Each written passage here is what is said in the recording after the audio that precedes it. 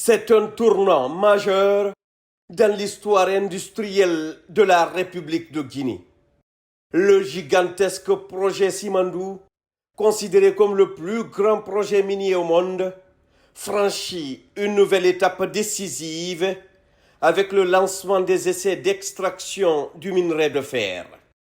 Une forte délégation conduite par le ministre directeur de cabinet de la présidence et président du comité stratégique du projet Simandou, M. Yiba Diakité, s'est rendu ce dimanche 14 septembre 2025 sur le site du méga chantier à Kérouané, marquant ainsi une avancée concrète vers la phase d'exploitation prévue pour fin 2025.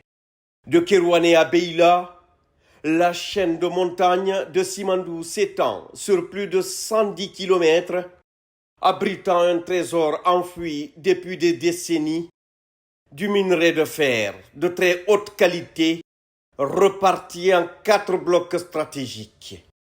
C'est précisément sur les blocs 1 et 2 que les premières opérations logistiques ont débuté avec la mise en marche d'une machine empileuse récupératrice de dernière génération.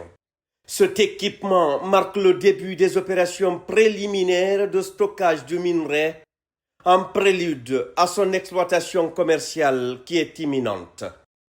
Lors de la première phase, il est prévu d'extraire jusqu'à 4000 tonnes de minerai de fer par heure, puis jusqu'à 8000 tonnes par heure lors de la seconde phase.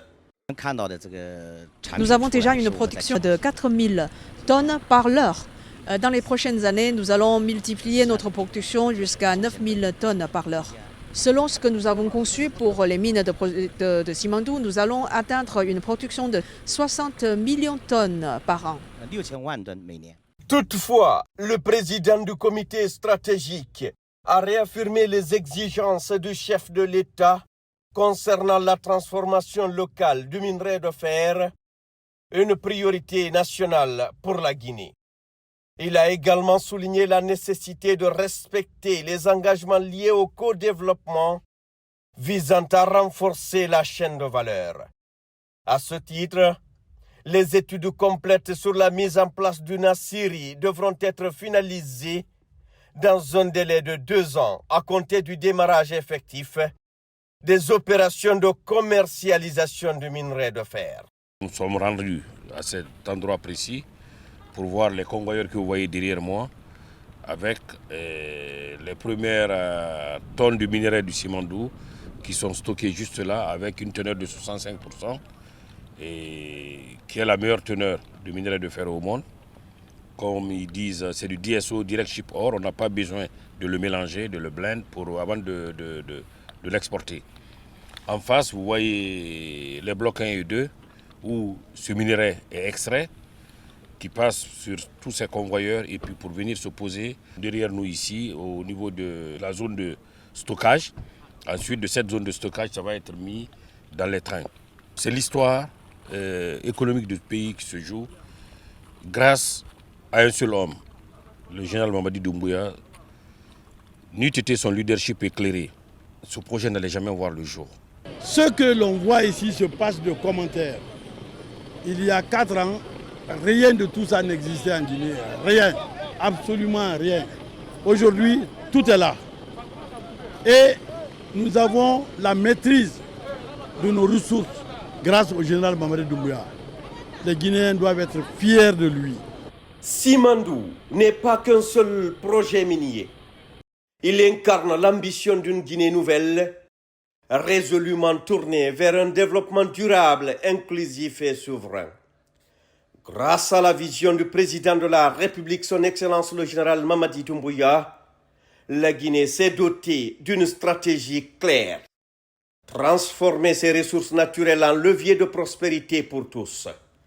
Cette dynamique repose sur 3 piliers fondamentaux du contenu local, la création massive d'emplois pour les Guinéens, avec un accent particulier sur les jeunes et les femmes, le développement du tissu économique local en stimulant les petites et moyennes entreprises et en favorisant les contrats aux entreprises à capitaux guinéens, le transfert de compétences et de technologies pour garantir une montée en puissance durable des capacités nationales.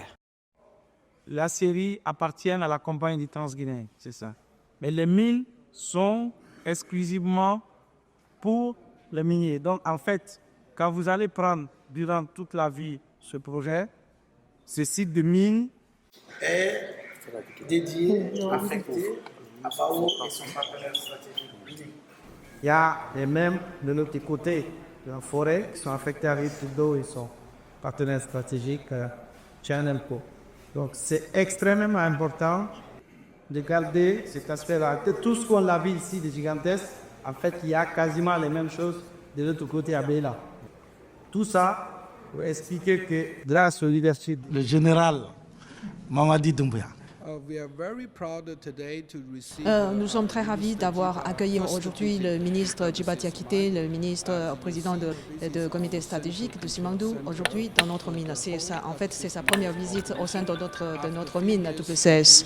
Aujourd'hui, nous sommes au centre de contrôle de tout ce qui est sur l'opération future de cette mine de Simandou. Et nous sommes fiers de lancer aujourd'hui que maintenant notre mine est déjà en une phase d'essayage de production. Tout à l'heure, vous avez vu ce que nous avons rassemblé devant l'écran. La grosse machine c'était aussi le futur terrain de stockage pour la production presque finie.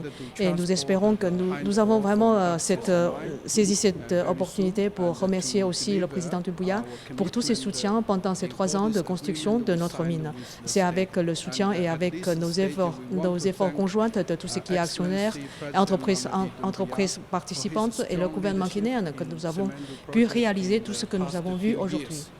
Nous sommes sûrs qu'avec tous nos efforts, nous allons pouvoir établir et donner un bel projet et nous pouvons lancer au marché mondial le produit final de Simandou. Je suis très fière de voir tout le progrès sur la construction de la mine et en tant que directeur général de CTG, je suis aussi très fière d'annoncer que nous avons déjà lancé la préparation pour l'opérationnalisation de CTG et nous pouvons commencer la mise en service dans 2 ou 3 mois, conformément à notre engagement contractuel dans le cadre du projet Simandou.